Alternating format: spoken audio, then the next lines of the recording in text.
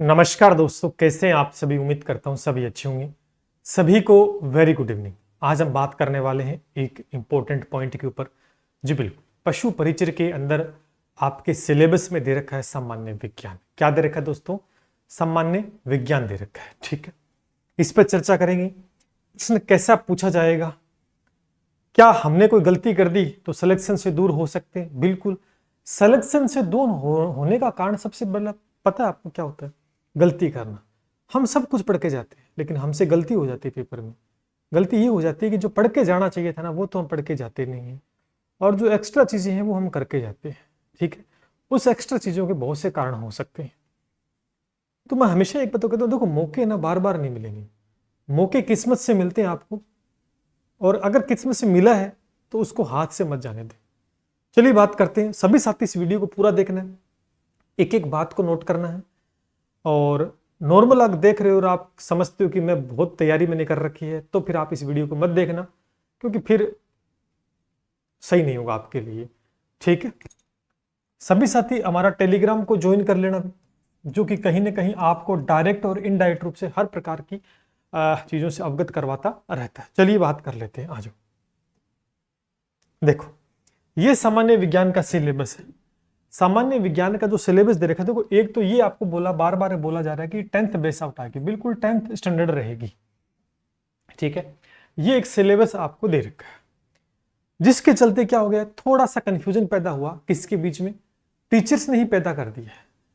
अब वो क्या कह रहे हैं, हाँ जो साइंस के टीचर है वो नहीं बताएगा, वो उल्टी पुल्टी बात नहीं करेगा, लेकिन जो अदर सब्जेक्ट के टीचर्स हैं वो इस बात के वहम में खुद भी हैं और स्टूडेंट को भी डाल दिया इस बात के वहम में, क्या कि साइंस बहुत कम पूछी जाएगी, साइंस के प्रश्न नाम मात्र के आएंगे, 7 ही टॉपिक हैं सिलेबस में, ये लिखा गया है। जिसके चलते युवा साथी हैं वो भ्रमित तो जरूर है कि क्या करें, उन्हें तो जो सिलेबस में टॉपिक दिख रहा है वही कवर करके चल रहे हैं। ठीक है, अब आपको मैं बताना चाहूंगा कि 7 टॉपिक हैं कि कितने टॉपिक है। इस पहले अगर देखो, भौतिक रासायनिक परिवर्तन एक नाम दे रखा है। पहले तो प्रश्न कितने आएंगे ये देख लेते हैं। देखो क्वेश्चंस हैं मेरे हिसाब से 15 प्लस हो सकते हैं या 20 प्लस भी हो सकते हैं। ठीक है ना, इससे नीचे आंकड़ा नहीं रहेगा। 15 प्लस 18 आ सकते हैं, 19 आ सकते हैं, 20 प्लस भी आंकड़ा छू सकता है, ये बात आपको ध्यान करना है। लेकिन 15 से नीचे तो क्वेश्चन रहने का सवाल ही पैदा नहीं होता है। अब 15 प्रश्न आपको पता है बहुत ज्यादा इंपोर्टेंट, कम से कम 15 बता रहा हूं, ज्यादा तो आएंगे लेकिन कम से कम 15। अब सोचो अगर 15 प्रश्न छोड़ते हैं तो हमारे लिए इंपॉर्टेंट कितना होगा? 135। तो 15 से तो हमने क्विट कर दिया, तो छोड़ने का मतलब भी पैदा नहीं होता है। ठीक है, अब आप देखिए सबसे पहले कि भौतिक और रासायनिक परिवर्तन, लोगों ने क्या बोल दिया कि ये तो बहुत आसान है। देखो बहुत आसान है, अगर बहुत आसान होता है तो पेपर में फिर प्रश्न गलत क्यों हो जाता है ये बताओ? अगर बहुत आसान होता है तो पेपर में प्रश्न गलत नहीं होना चाहिए, हो जाता है। रीजन, क्योंकि हम हर एक चीज को हल्के में लेते हैं। आपकी गलती नहीं, आपको ये बताया जाता है, ये तो बहुत नॉर्मल है। लेकिन पेपर वाले को पता होता है उसे कितने लेने हैं, उसे 5,934 विद्यार्थियों को सेलेक्ट करना है। तो अब एक बात बताओ, पेपर का अगर लो लेवल रख देगा तो फिर 5,934 लेने में समस्या हो जाएगी। इतना भी लो नहीं आएगा जितना आप सोच रहे हो। भर्ती, आपका नजरिया है भर्ती को लेकर, आपका नजरिया भर्ती को लेकर कि ये पशु परिचर यार, इसमें तो क्या पूछेगा, यही आपका नजरिया, और उसी सोच के साथ आप आगे बढ़ रहे हो, है ना। रिस्क लेकर नहीं चलना है, ठीक है ना। तो ध्यान करना है, भौतिक रासायनिक परिवर्तन से आसान, देखो आसान प्रश्न बनेगा, मेरी बात को ध्यान सुनना। अगर प्रश्न बना आसान तो हर एक बच्चा ठीक कर देगा, लेकिन इसमें कठिन प्रश्न भी बन सकता है।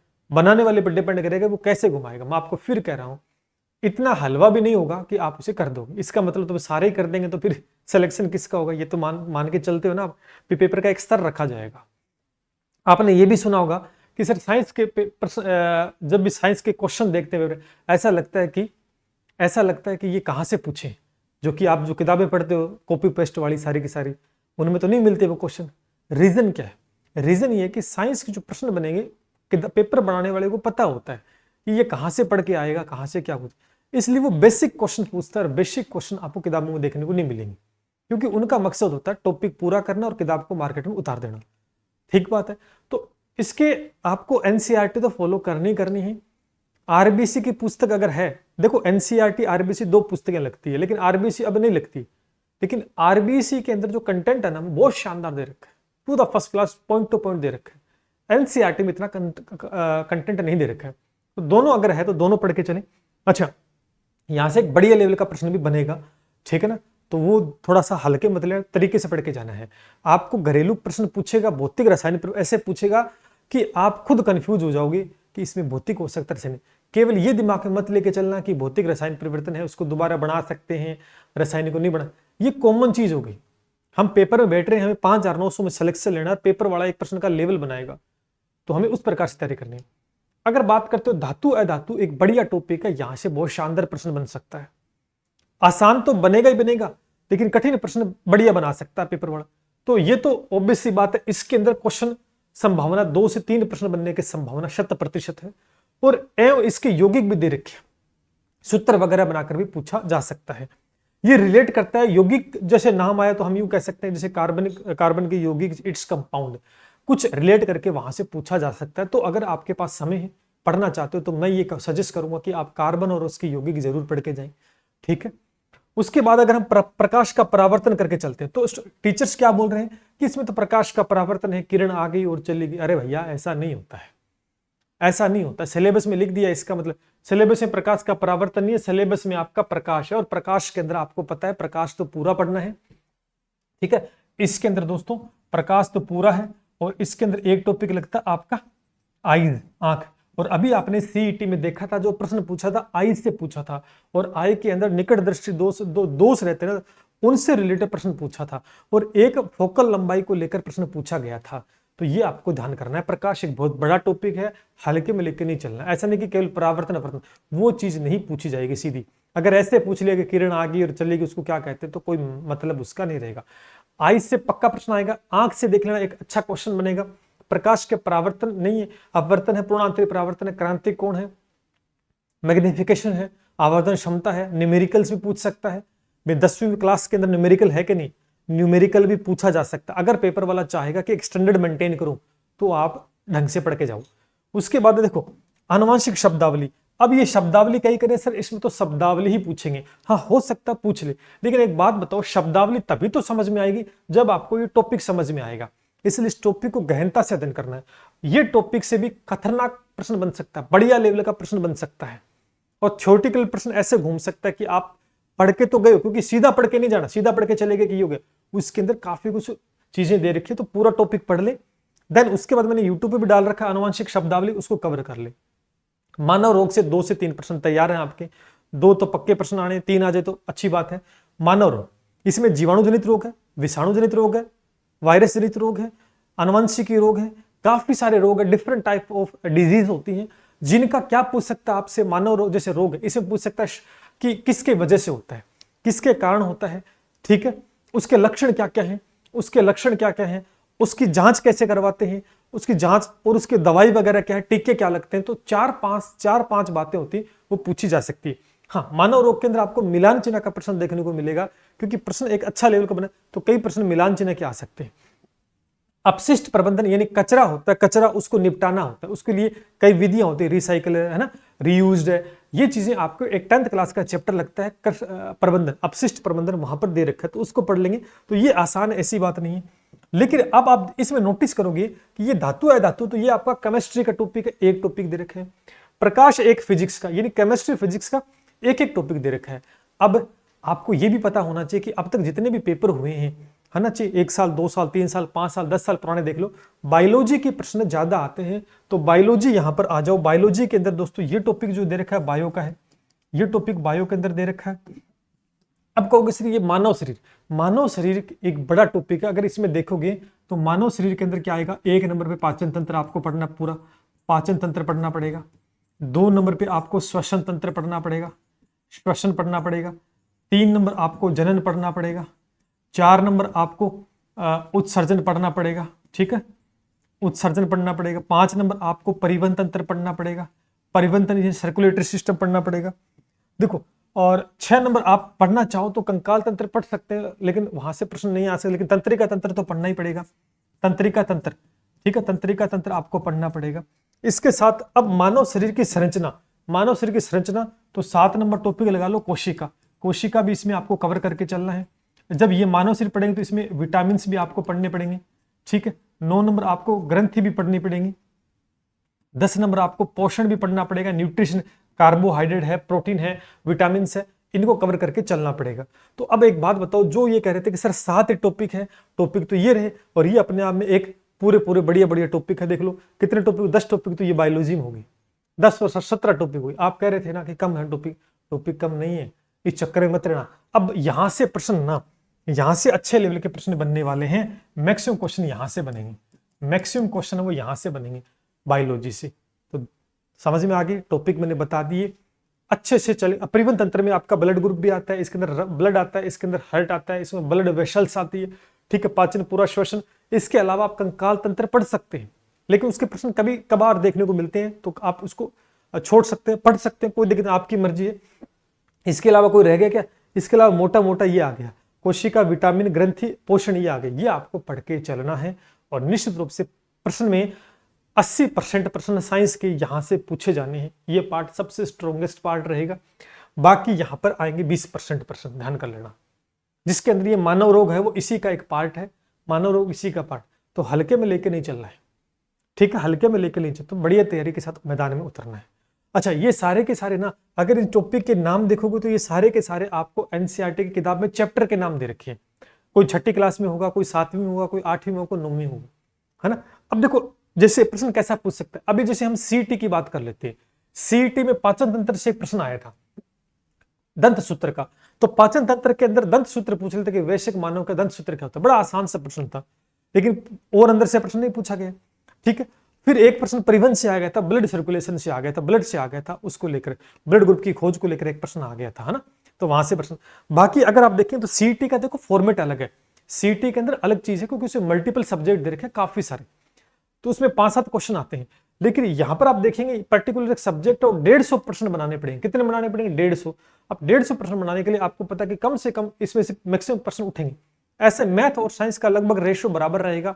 हो सकता है कि मैथ थोड़ी सी कम रह जाए, हो सकता है ज्यादा, डिपेंड करे, क्योंकि अभी तक जो पेपर बन रहे हैं ना, उसमें आप सब्जेक्ट का रेशियो देखोगे तो ज्यादा आ रहा है। जीके कम पूछा जा रहा है, बाकी सब्जेक्ट ज्यादा पूछे जा रहे हैं। तो इस चीज को भी थोड़ा सा नेग्लेक्ट ना करें, थोड़ा सा दिमाग में लेके चले कि नहीं, हमें पूरा पढ़ना। अब अगर आप ऊपरी स्तर का पढ़ के जाओगे, आप नॉर्मल पढ़ के चलेगे, तो नॉर्मल से तो देखो काम नहीं बनेगा, वो वहां तो फिर रिस्क हो जाएगी। आप इनके साथ इन टॉपिक की थ्योरी भी दोस्तों कंप्लीट कर लें, और साथ में आपको प्रश्न भी देखने चाहिए। पीवाई के क्वेश्चंस पुराने पेपर में पूछे गए, आइडिया आपको हो जाएगा, या आप टॉपिक के अकॉर्डिंग भी क्वेश्चंस लगा सकते हैं। तो साइंस के अंदर आप बेस्ट स्कोर कर सकते हैं। मैथ भी एक ऐसा सब्जेक्ट है, साइंस भी, ये दोनों एक ऐसे सब्जेक्ट होते हैं, अगर आप ढंग से पढ़ लेते हो तो बढ़िया तैयारी के साथ बढ़िया नंबर आ सकते हैं। और साइंस के अंदर अगर प्रश्न ठीक करना है, मैं मेरा व्यक्तिगत निर्णय बता रहा हूं, मैं इतने सालों से पढ़ा रहा हूं और रिजल्ट भी शानदार रहा है, और कोई भी आज तक डाउट नहीं आया है बच्चों का। 110% बच्चों के समझ में चीजें आई है।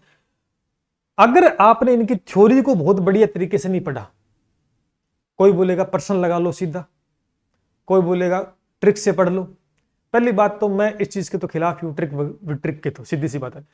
गणित जैसा सब्जेक्ट है, वहां पर ट्रिक मैं यूज नहीं करता हूं किसी प्रकार से। ये तो साइंस है, ये तो खेल है, ये तो है भ्रमित करने की चीजें, और इसमें कुछ आना जाना नहीं है। अगर आपका कंसेप्ट सॉलिड है, आपको बहुत ज्यादा चीजें पता है, तो फिर प्रश्न आराम से ठीक हो जाएगा, है ना।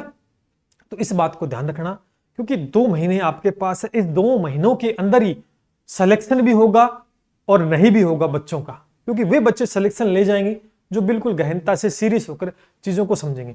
जगह जगह भटकने से अच्छा है कि एक जगह टिक जाओ, एक जगह टिक जाओ। क्योंकि जगह जगह भटकने का मतलब कि आपके पास मल्टीपल चॉइस है। आप किसी कपड़े की दुकान पे जाते हो तो आपके सामने हर एक ब्रांड का कपड़ा रख दिया जाता है, अच्छे अच्छे कलर्स में है, तो आप खरीद नहीं पाओगे, क्योंकि आप कहोगे ये भी अच्छा है, ये भी अच्छा है, ये भी अच्छा है, किसको खरीदूं। फिर वहां पर आप क्या करोगे, वहां पर आप प्राइस के साथ खेलोगे। आप कहोगे सस्ता कौन सा है, प्राइस पे खेलोगे। लेकिन वहां खेलना चाहिए था आपको ब्रांड के ऊपर, आपको उसकी क्वालिटी के ऊपर देखना चाहिए था, कौन सी क्वालिटी अच्छी है। लेकिन आपने पैसे को इंपॉर्टेंस दे दी, क्योंकि मल्टीपल चॉइस थी जो चीज देखने। सेम ऐसा ही अब होगा। यूट्यूब जैसे प्लेटफॉर्म पे अनेकों चैनल्स हैं, अनेकों चीजें आपको देखने को मिलेगी, सब अपने अपने तरीके से ज्ञान बांट रहे हैं। लेकिन आपको इस बात को मानना पड़ेगा कि कंटेंट पेपर में कैसा पूछा जा रहा है। बेसिक प्रश्न मैं आपको फिर कह रहा हूं, अगर पेपर में 15 प्रश्न आते हैं या 20 प्रश्न, मान के चलो एक आइडिया 20 प्रश्न आएंगे, जिसमें 10 प्रश्न ना 10 प्रश्न बच्चा हर एक कर लेगा, मेरा मानना ये। लेकिन वो 5 प्रश्न होंगे ना ऊपर वाले, तो वो थोड़े से मीडियम लेवल के, लेकिन और आगे के जो 4 से 5 प्रश्न होंगे वो शानदार लेवल के आएंगे, जिसको टच करना मतलब सिंपल सी बात है, गहनता से अध्ययन करना। ठीक है, तो हलवा नहीं है, कोई बोल देगा कि हलवा है ऐसे 5 मिनट में तैयार हो जाएगा, ये कर लो, नहीं भैया। चाहे हिंदी सब्जेक्ट, कोई भी सब्जेक्ट हो, मैं नहीं मानता कोई भी सब्जेक्ट आसान है, अगर आपको उसके अंदर बेस्ट परफॉर्मेंस देनी है तो सीधा तैयारी करके आना पड़ेगा। क्रिकेट के मैदान में बल्ला लेके आगे छक्के तो मारने, लेकिन फिर वो बेवकूफ थोड़ी है, बेवकूफ नहीं है। जब वर्ल्ड कप स्टार्ट होता है तो वो कम से कम 1 साल पहले तैयारी करना शुरू कर देते हैं, 1 साल पहले ट्रेनिंग शुरू कर देते हैं। भी ऐसा क्यों? उनको तो खेलना आता है, वो तो खेल लेंगे, लेकिन ऐसा क्यों? क्योंकि उन्हें परफेक्टनेस चाहिए हर चीज में, वही चीज आपके साथ होनी चाहिए। तो अगर आपको भैया साइंस में अच्छे नंबर लेके आने, तो टॉपिक मैंने बता दी है, एक्स्ट्रा आप करना चाहो तो आपकी मर्जी है, बट फाइनली इन टॉपिक से ये जो मैक्सिमम क्वेश्चन है बायो से आएंगे, और बायो से प्रश्न आते हैं तो आप जानते हो, अगर पेपर वाले ने कुछ अच्छा लेवल बना दिया ना, तो फिर चक्री घूम जाएगी, और आपको उसी तरीके की तैयारी करके जानी। देखो, आसान तैयारी सारे करके जाएंगे, आसान लेवल सभी पढ़ के जाने वाले हैं, जो आप पढ़ रहे हो वो सभी पढ़ रहे हैं, लेकिन आपने क्या एक्स्ट्रा पढ़ा? भी आप चाहते हो कि मेरा सिलेक्शन हो जाए, तो फिर आपने औरों से क्या पढ़ा, कैसे तैयारी की आपने, इस बात को नोटिस करके चलना है। ठीक है, और टेलीग्राम पर मैं आपको 6th 7th 8th जो ये टॉपिक्स दे रखी, इनकी एक पीडीएफ शेयर कर दूंगा, जो कि बुक्स की पीडीएफ है, उनको एक बार पढ़ लेना। कई बार क्या होता है कि बुक से सीधा सीधा प्रश्न उठ जाता है, सीधा सीधा उठ जाता है, तो उससे बेनिफिट भी आपको हो जाएगा। तो साइंस के अंदर मेरे हिसाब से थोड़ा सा मेहनत कर लोगे ना, इस चक्कर में मत रहना कि सर 10th बेस आउट आएगी, 10th आएगी, 10th आएगी। अरे 10th तो आएगी, 10th तो आएगी, लेकिन उसने ये तो नहीं बोला ना कि प्रश्न आसान आएगा। पेपर वाले ने ये बात तो नहीं बोली ना कि प्रश्न आसान आएगा, ऐसा तो नहीं बोला ना, नहीं बोला ना ऐसा। तो फिर इस चीज को माइंड में क्यों ले रहे हो कि पेपर तो बिल्कुल नॉर्मल आएगा। ठीक है, हमें तैयारी एडवांस करके जानी है, ठीक है ना, जिससे कि पेपर का स्तर ऊपर नीचे हो तो हमें कोई इफेक्ट ना हो, क्योंकि हमें चाहिए सिलेक्शन। कोई आप वहां अपनी तैयारी को जांचने थोड़ी जा रहे हो कि चलो इसमें नहीं होता किसी और एग्जाम में तैयारी कर, नहीं भैया, जो होना है वो इसी में होगा। अगर पशु परिचर में सिलेक्शन नहीं हो पाता है तो आप खुद इस बात को एनालिसिस करो कि भैया पशु परिचर में नहीं हुआ, आगे मुझे और एग्जाम देने, तो उनमें क्या करूंगा फिर मैं, ये इस बात को सोचो अब थोड़ा सा। ठीक है, तो हमें ऐसी तैयारी करनी जिससे कि हम सिलेक्शन की दौड़ में सबसे आगे हों। औरों से हमें अगर जंग जीतनी है, 17 लाख बैठे हैं, 10 लाख बच्चे आएंगे, 10 लाख आएंगे, 12 लाख आएंगे, लेकिन जो कंपटीशन रहेगा वो 4-5 लाख बच्चों के बीच रहेगा, उनको आपको फाइट करना, उनसे आगे निकलना है, तो थोड़ा सा उनसे एक्स्ट्रा ऑर्डिनरी आपको बनना होगा। ये एक मेरा सुझाव है कि आपको थ्योरी भी पढ़नी है, इनके प्रश्न भी लगा लेने हैं, और पीवीक्यू भी देख लेना एक बार। इतना कर लोगे तो बहुत फायदे में रहोगे। केवल आप कुछ एक आध कोई नॉर्मल चीज करके जा रहे हो कि नहीं भाई ये किताब से पढ़ लिया, यहां से किताब के अंदर अगर आप किताब पढ़ोगे ना, एनसीईआरटी आपने तो नहीं पढ़ी होगी, मैंने पूरी पढ़ रखी है, उनमें ज्यादा मैटर नहीं दे रखा है, उनसे 150% नहीं बनाए जा सकते हैं, ध्यान करना, उसमें बच्चों को पढ़ाने के लिए दे रखा है। ठीक है, तो आपको लेवल थोड़ा सा उठाना पड़ेगा, इस बात को ध्यान करके चलना है। ठीक है, अब मानना ना मानना वो तो आपके ऊपर है, मानना ना मानना आपके ऊपर है। अच्छा, रिवीजन करो, टॉपिक पढ़ लिया, जितना ज्यादा हो सकता है रिवीजन करो, टू द बेस्ट स्ट्रेटजी यही है, जितना रिवीजन करोगे उतना ज्यादा बेस्ट। और फिर क्वेश्चंस लगाओ, पुराने पेपर में क्या हुआ या टॉपिक वाइज क्वेश्चंस लगाना शुरू कर दें, सबसे बेस्ट बात ये रहेगी। ठीक है, अब ये साइंस के बारे में मैंने बता दी, ये चीजें हल्के मतलब टॉपिक खूब सारे हैं, 20 एक टॉपिक है, देखो 10 तो मैंने इधर ही बता दिए, और ये 7 टॉपिक इधर हो गए, है ना, तो आराम से प्रश्न। और कुछ चीजें होती है बेसिक प्रश्न, बेसिक प्रश्न होते हैं, जैसे एलपीजी आ गया, एलपीजी सीएनजी के बारे में पूछ लिया, आप कहोगे सर ये तो सिलेबस में नहीं। अरे भाई साहब, सिलेबस में नहीं प्रश्न आ सकता है तो 10वीं बेस का ना, पेपर के अंदर टॉपिक नहीं दे रखा, लेकिन ये तो लिख रखा ना कि 10वीं स्तर का है, एलपीजी सीएनजी को लेकर प्रश्न बन सकता है ना, पॉलीथीन को लेकर प्रश्न बन सकता है, वो किस में आता है, बहुलक में आता है। अब मैं कहूंगा सर वो भी लिख लो, तो आप कहोगे सर हमें तो एक्स्ट्रा टॉपिक बता रहे हो। मैं तो आपको एक थोड़ा सा हिंट दे रहा हूं, थोड़ा सा कि प्रश्न कैसे घूम के आएगा। और आप ये नहीं कह सकते कि सिलेबस से बाहर है, बोल ही नहीं सकते आप, क्योंकि सिलेबस से बाहर तब होगा ना जब वो 10th क्लास से बाहर जाएगा। वो 10th क्लास में होगा, टॉपिक होगा, इस बात को ध्यान करना है। तो ये मैंने मेरे हिसाब से बता दिया आपको, बाकी तो आपके ऊपर है। आप बहुत समझदार हो क्योंकि आपके पास बहुत सारे बड़े बड़े गुरुजन हैं जिनसे आप पढ़ भी रहे हो। मैंने मेरा सुझाव दे दिया है, बस नॉर्मल तैयारी करके चल सकते हैं। कोई ज़्यादा ऐसे नहीं है कि बहुत खतरनाक आपको करनी है। नॉर्मल के का मतलब ये नहीं कि ऊपर के स्तर, नॉर्मल में होता है कि हमने सही कंटेंट को पकड़ा है और सही कंटेंट हमने पढ़ा है। ठीक है, हम 5 के दाम तो पढ़ रहे हैं लेकिन प्रश्न एक नहीं आ रहा, क्या मतलब वो उस चीज़ का। ठीक है, चलिए ये था एक थोड़ा सा शो। और बाकी सभी साथी, अगर देखो सीधी सी बात है, हम भी तैयारी करवा रहे हैं। अगर कोई बच्चा, सीधी सी बात है, 2 महीने पढ़े हैं, तैयारी नहीं की है, बहुत कम है, करना चाहता है, तो बेस्ट प्लानिंग के साथ हम सजेस्ट कर सकते हैं, तैयारी करवा रहे हैं और उसका नतीजा आपके सामने है। मैं नहीं बोलता, हमारा रिजल्ट बोलता है। पेपर का लेवल चाहे आसान आया हो, चाहे मीडियम आया हो, चाहे कठिन, मैटर नहीं करता, मैटर नहीं करता है। मैटर करता है कि रिजल्ट क्या रहा आपका। रिजल्ट हमारा 100% रहा है, देख सकते हैं। मैथ के अंदर देख लो, 1-2% कम है, बाकी पूरे पूरे। ये साइंस का रिजल्ट देख सकते हैं, पूरे पूरे हैं। ऐसे ही क्वेश्चंस हूबहू आना विद स्क्रीनशॉट, लाइव क्लास के माध्यम से बताया है, एक चीज का प्रूफ डाल रखा है मैंने, ऐसे ही नहीं आता। ठीक है, उसके अंदर पूरी जी है। और ये रहा आपका पशु परिचय। सीटी के अंदर भी आपने देख लिया होगा, 100% रहा है, चारों पारियों में किसी भी कोई कम नहीं है। बस इस रिजल्ट को मैं इस वजह से दिखा रहा हूं कि जो मेहनत कर रहे हैं वो कहीं ना कहीं कारगर साबित हो रही है। और इसी के साथ पशु परिचय के साथ आप जुड़कर हमारे साथ भी बढ़िया तैयारी कर सकते हैं, ऐसी बात नहीं है। बढ़िया तैयारी करवाते हैं, अच्छी कंटेंट के साथ जाते हैं। ये एक बैच स्टार्ट किया, एमसीक्यू बैच। अगर आप चाहो तो जुड़ सकते हैं, कोई जोर जबरदस्ती से नहीं है। बाकी आपके पास बहुत सारे होंगे ऑप्शन, वहां जुड़ जाइएगा, मैं तो नहीं कहूंगा, लेकिन आप जुड़ते हैं तो आपको बेस्ट तैयारी करवाई जाएगी। और निश्चित रूप से जो रिजल्ट मैंने दिखाया पशु परिचय में, उससे भी बेस्ट रिजल्ट देखने को मिलने वाला है। हमारा टारगेट रहता है कि प्रश्न पेपर में छपना, बस वही तैयारी हम करवाते हैं। बाकी हमें आपको ज्ञान नहीं देना है, बाकी आपको डॉक्टर नहीं बनाना है, न पीएचडी करवानी है। मेरा मकसद एक है कि मैं जो पढ़ा दूं वो पेपर में आ जाए।